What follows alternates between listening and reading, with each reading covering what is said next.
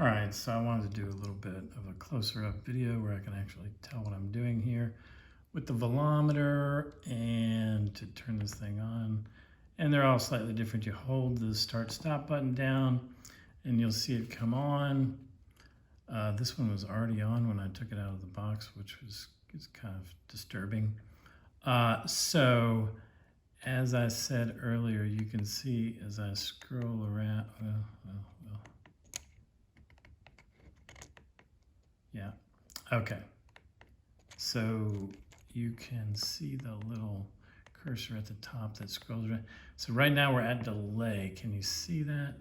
Which is something we're not going to use. That has to do with how long you want to delay the start of the shutter.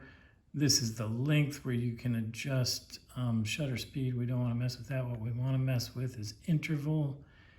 And I don't even know if you can see that cursor, but I'm trying to get it in there. You can see it's right under interval right there.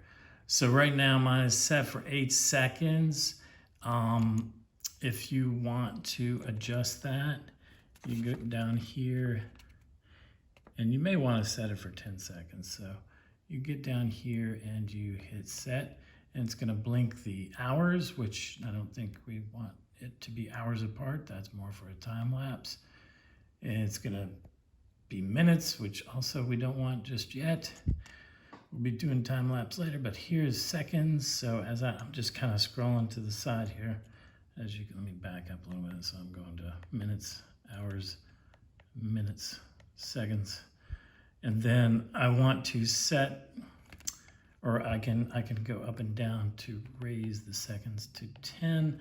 Probably a good adjustment for starting out and doing stop motion. And then I would just hit set.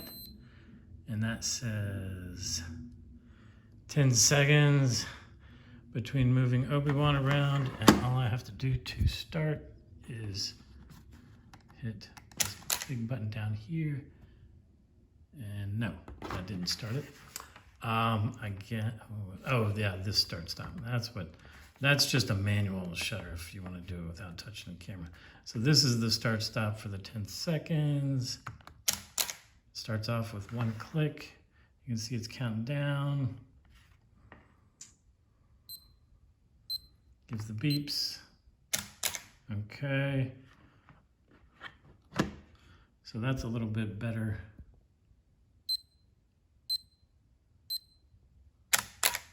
Better idea. And then of course in between you would be kind of moving Obi-Wan around in your 10 seconds. And every time the shutter clicked, you'd move them a little bit more. And I'll be doing sort of a demo of a rough stop motion after this. All right, so that's a close-up view.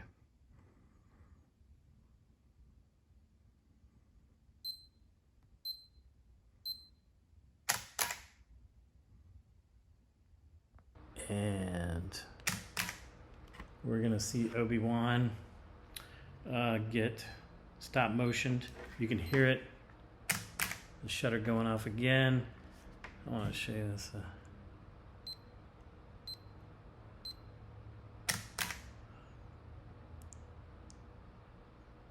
Everything's backwards that I'm seeing. So in this case, I have 8 seconds to go in here and move him a little bit. And I go in here and move him again. Stop motion takes a lot of patience. And the trick is to move him at very minor increments so that it looks realistic.